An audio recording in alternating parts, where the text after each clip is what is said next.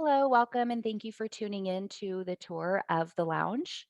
My name is Jenny Beck. I'm the Director of Learning and Development here at LoanStream, and I'm going to walk you through the demonstration of the lounge and how you would go through the steps to submit your loan, run fees on your loan, reissue credit, send disclosures, and all of that, and manage your pipeline and all of that. So I'll give you the whole demonstration on how to use the lounge. So we're going to start off by going to our wholesale website where I'm going to show you how you can access the lounge here. Under broker portal, you can simply click on new the lounge here, or you can click on the sofa up here and it'll take you to the login page for the lounge. Now here's where you'll go to log in. Once you get here, the website is lsmlounge.com. You can actually bookmark that to your favorites so that way you have it every time and you can just go to your login page here. If by chance you have forgotten your password or didn't receive your password, it's your first time logging in, your best bet would be to go to this forgot password and complete the information here, and it'll send you an email to reset your password. Your username typically is going to be your email address. So you could give that a try and get yourself set up so you can get in right away. Okay. And then once you're logged in, this is what it's going to look like here. This is your pipeline page. I'm logged in a test environment as a test loan officer here. So I will see all of my test loans.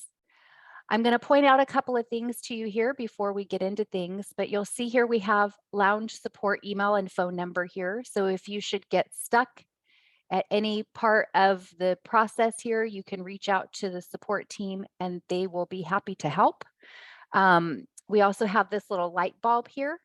You can chat with us, you can open a ticket, you can search for some recent articles that might have come up and see if that might help you troubleshoot any issues that you're having. We also have these videos and training here for you. And for some reason, it kicked me out. So let me try this again here. Okay, we have our videos and training. And here you'll find some quick assist training videos that'll help you along the way. Okay, we also have a PDF guide for you. Some folks like to look at a step-by-step guide, and you can click to view the PDF guide here. All right, going back to my home page, again, you'll see here all your loans in your pipeline. You will automatically land on all loans. And then you'll see as they move through the various statuses, you can click on that column and it'll sort so that you can see only those loans in that status. I'll talk more about managing your pipeline when we get here, but let me just start by going across the top here and show you a couple things that you need to know. So under My Account, this is where you can go to reset your password. You'll want to make sure that you're set to receive your emails or text notifications. And then here you should plop in your credit reporting agency information. So that way it's automatically defaulted when you go to pull credit on every file. I'll show you that when we get there, but here's where you can go to save your credit reporting credential information in here. Okay, again, training and videos. News is our news feed. We post any updates and news here.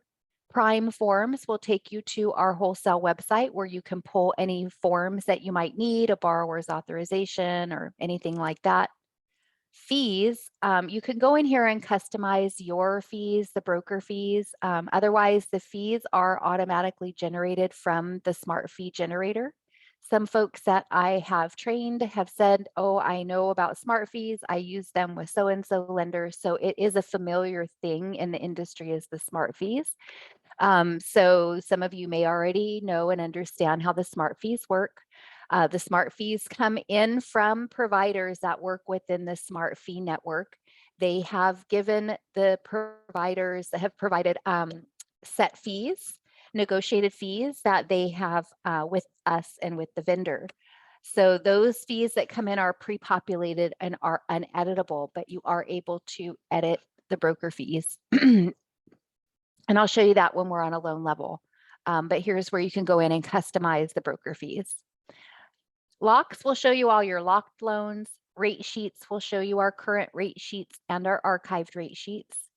And then we have a PMI quote calculator. Some people like to use this to get a PMI quote, but just know that it's also built into your pricing. When you price a loan, if it has PMI, it will also be built into your pricing here. All right, pipeline view looks very similar to our home view. Okay, the only difference is here, you don't have the lounge support contact information, but you're able to start a new loan here. You can also start a new loan here, and we'll talk about that when we get there.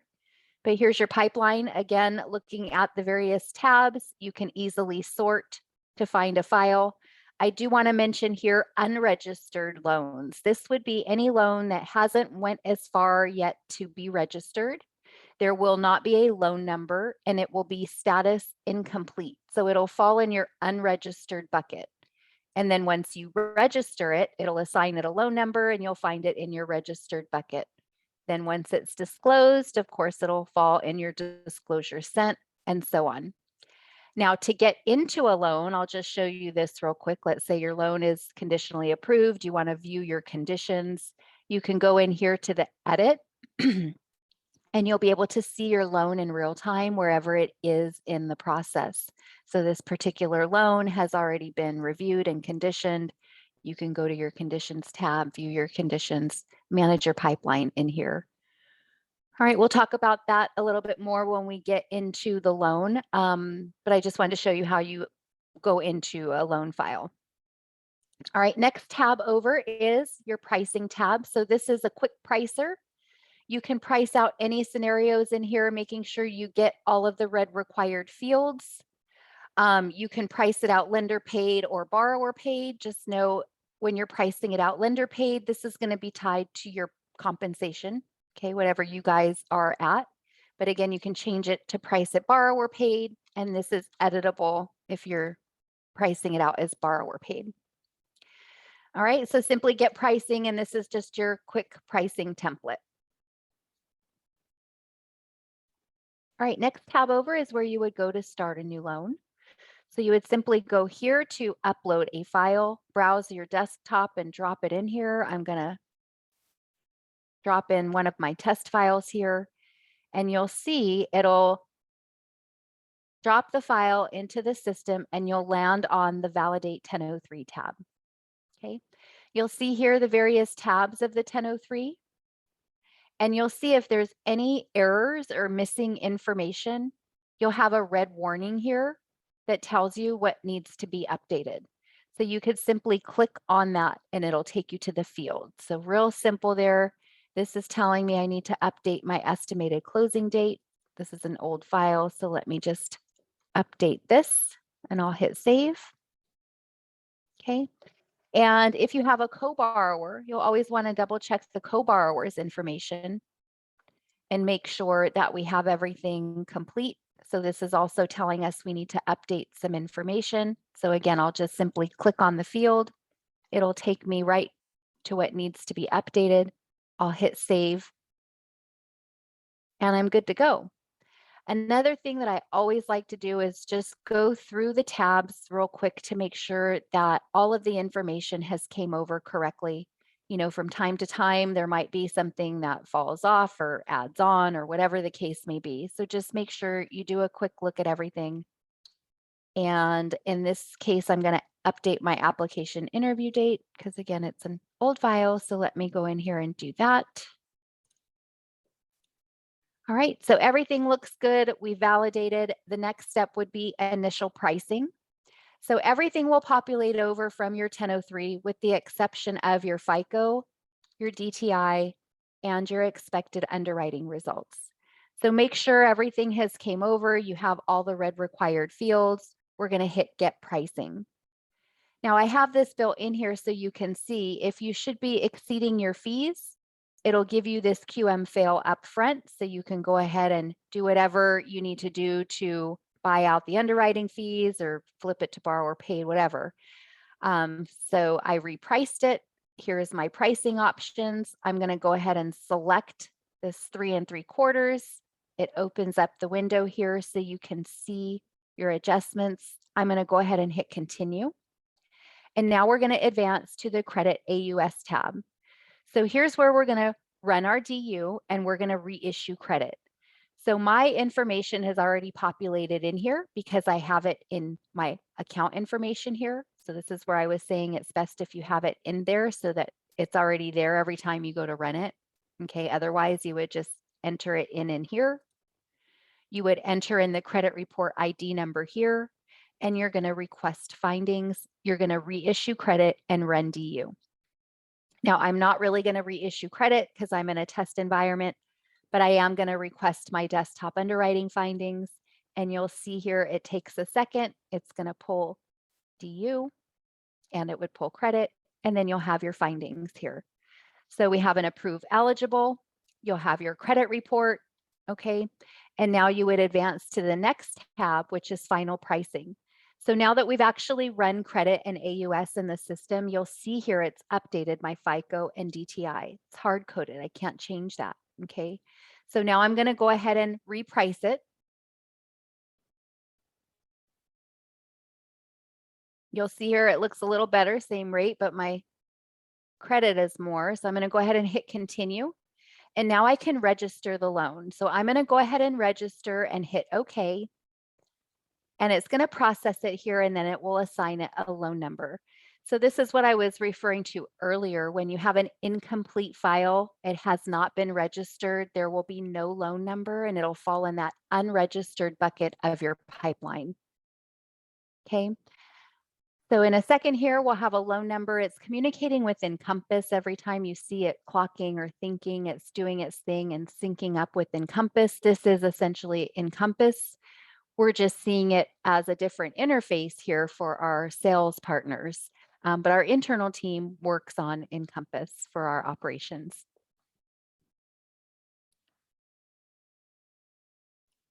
All right, so now we have a loan number. The loan has been registered. We're going to go ahead and continue. And now it's pulling in fees from our smart fee provider. So you'll see here it's creating a smart fee record. It's pulling in the fees from our network of providers, again, pre-negotiated rates that we have with the vendor. So the fees that come through are uneditable. It will automatically assign it to the lowest price provider. It's basing it off of the property location, the property type, okay, and it's assigning it to the lowest price provider. You can go in and select provider. If you wanted to choose another provider, you're able to do that. You can search to find a provider, okay? Or you can leave it as is. We'll go to step 2, where you can validate the fees before you issue your disclosures. So here again, the fees have came over from the Smart Fee Validator. Those are uneditable, okay? But what you can edit are the broker fees. So you'll see here, anywhere there's a pencil, these are editable fees. So credit report fee, third-party processing fee, these fees have already came over from my fees up here. If you wanted to go in there and customize your fees, you can, but you can also on a loan level, go in here and change these. Okay, you can also add a section B fee. So you'll look through here and see if there's anything in here that you need to add. Let's just say it's going to be a filing fee of $50. You can add that here. Okay, let's say this particular file, there's no third-party processing fee. So you can change that here. And then make sure your prepaids look good, your estimated reserves, all of that looks good. You're going to agree and continue. And then it's updating the information here. It's going to take us to price one more time so that we can either lock it or float it for our disclosures. So it takes just a second here so it can sync up.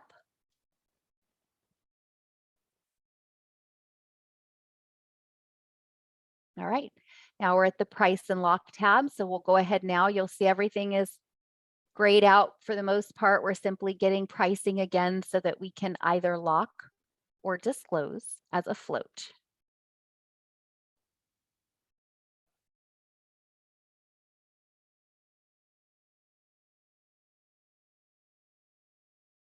All right, so here we'll have our pricing options. Now we're going to stick with what we had, but of course you can make any changes in here one more time before you disclose. If you lock it, you're going to get a lock confirmation and you're sending out the locked LE. If you float it, when you lock it later, we're going to send out an updated locked LE. You're only sending initial disclosures. Okay, so we're going to go ahead and disclose as a float because I'm in a test environment. I'll say okay. And I am going to get prompted to rerun my AUS findings because I did make some changes there to my fees. And if I made any changes to my rate or my cost, I would also have to rerun my findings as well. So I'm just going to do this here real quick, rerun my pricing.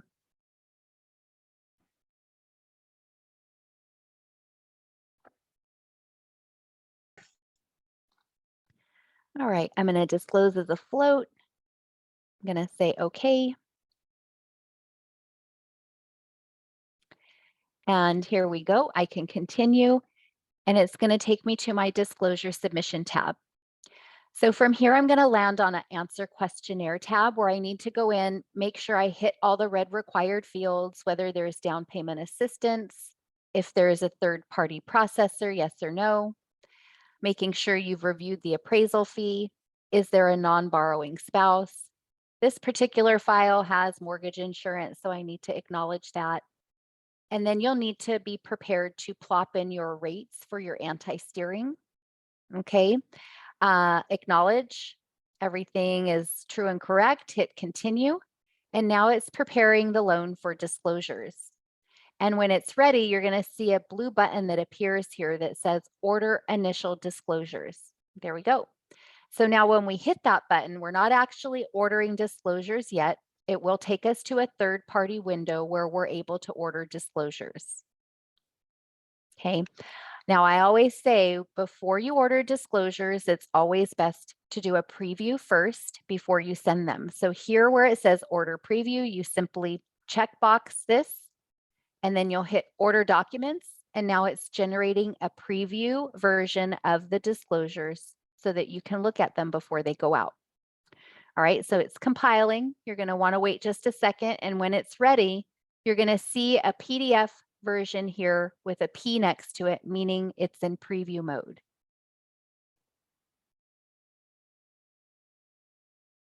Couple more seconds and we'll see it here.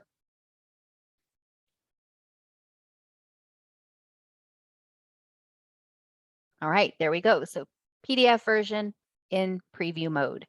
So we're going to open this up. You'll be able to look through it here. There we go. There we go.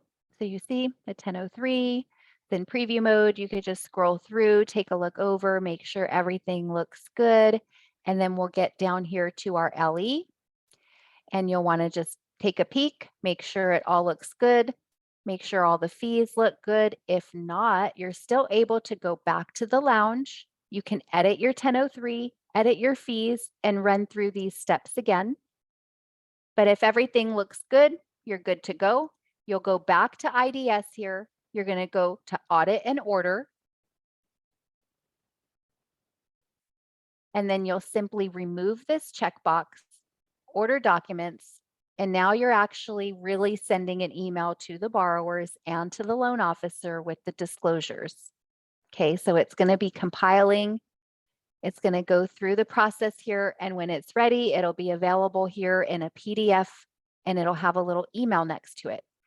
I always say now is a good time to call the borrowers and let them know, hey, take a look at your emails. You're going to get an email from notifications at IDS Docs or something like that. Okay, so that way they're aware that it's coming. They should also check their junk mail for it.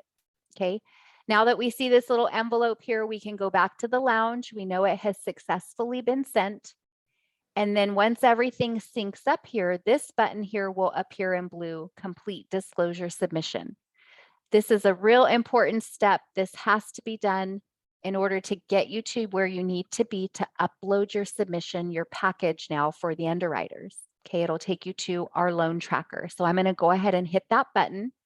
It's sending all of the information to Encompass, your credit report, your 1003, your DU findings, your smart fees. All of the information is syncing up with Encompass.